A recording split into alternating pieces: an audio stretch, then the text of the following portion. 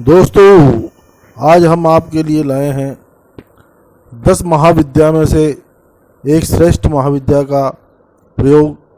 और ये श्रेष्ठ महाविद्या है भुवनेश्वरी। यह 10 महाविद्याओं में है एक है।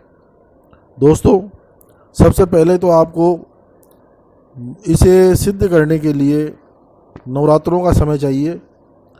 नवरात्रों में इसे सिद्ध किया जाता है और चैतन्य मंत्र सिद्ध प्राण प्रतिष्ठा युक्त इसका यंत्र होना चाहिए और भुवनेश्वरी देवी का एक चित्र होना चाहिए। उसी से ये आगे काम करेगा। साधक प्रातःकाल स्नान ध्यान कर शुद्ध वस्त्र धारण कर घर में पूजा कक्ष में मंत्र सिद्ध प्राण प्रतिष्ठा युक्त भुवनेश्वरी यंत्र और भुवनेश्वरी देवी का चित्र स्थापित करें। सर्वप्रथम गणपति तथा गुरु ध्यान कर अगरबत्ती दीपक लगाएं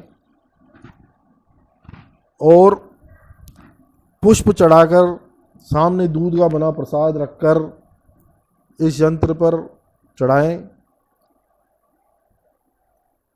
इससे लगातार फिर आप 9 दिन तक 1 लाख मंत्र आपको जप करना है, तभी इसका आपको सिद्धि प्राप्त होगा। वो आप अपना हिसाब लगा लें, क्योंकि यह है सिद्धि दोनों टाइम होती है, सुबह भी होती है और शाम को भी की जाती है। तो आप दोनों समय करते हैं तो दोनों समय ही स्नान करके बैठना है और माला जपनी है। तो दोनों समय करेंगे तो आपको कितनी कितनी माला करनी है।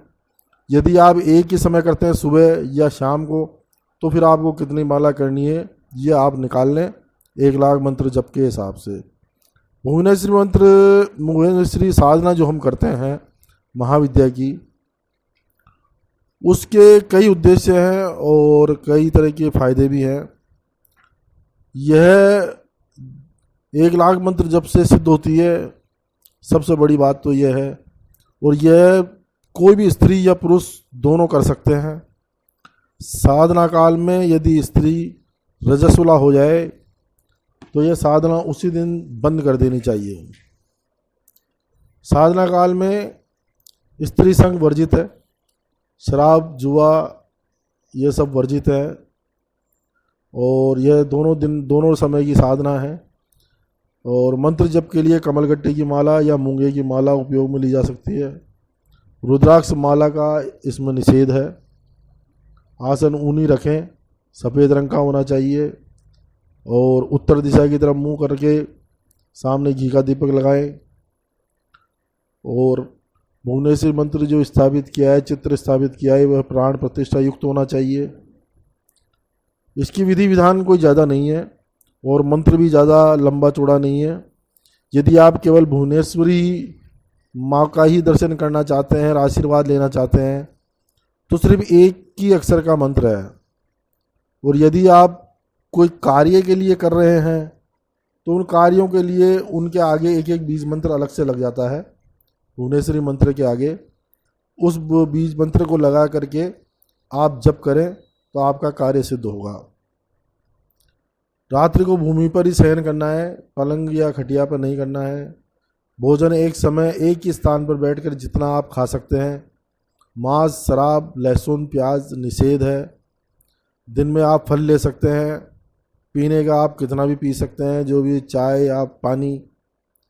और इसके अलावा आपको अलग अलग हम दूसरे वीडियो में बताएंगे आपको कि आप क्योंकि बहुत ज़्यादा लंबा वीडियो हो जाएगा, फिर भी मैं आपको शुद्ध शॉर्ट रूप में बता देता हूँ कि निष्काम भावना के लिए श्रीम लगेगा, प्रत्यक्ष दर्शन के लिए यम, आर्थिक उन्नति के लिए रिम, व्यापार वृद्धि के लिए आम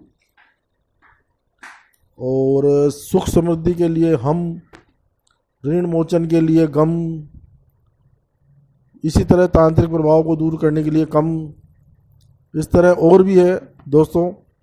9 दिन में यह संपन्न करने के बाद आपको इसके अनुभव कहते हैं कि यह बहुत ज़बरदस्त साधना है।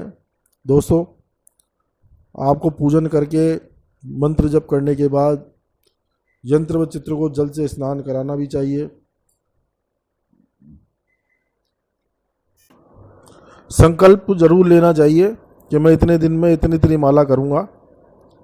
और इसके बाद जब आपका पूरा हो जाए 9 दिन में, तो 100 आहुतियाँ घी की देनी चाहिए। परिजनों को बुला करके भोजन कराना चाहिए, ब्राह्मण को भोजन कराए, और साधना संपन्न मानी जाती है। उसके बाद उस यंत्र और चित्र को पूजा स्थान में स्थापित कर देना चाहिए, जिससे आप उसकी पूजा पाठ कर सकें और उसका आपको फल मिल सके। भुवनेश्वरी का मंत्र केवल एक ही है, रिम। ये एक ही अक्षर बहुत ज़बरदस्त है। यह बहुत ही साधारण और सात्विक साधना है। इसमें किसी तरह का कोई डर और कुछ भी नहीं है। गुरुमाला सबसे पहले करें और उसके बाद यह मंत्र चालू कर दें। यह बहुत अतिशीघ्र फलित होती है और भुवनेश्वरी देवी यहाँ तक कि दर्शन तक देती है। तो इसका लाभ उठाएं और चमत्कारिक रूप से आप इसका पुण्य प्राप्त करें। हमारी जानकारी कैसी लगी? सब्सक्राइब करें, लाइक करें, शेयर करें, कमेंट करें। जय महाकाली।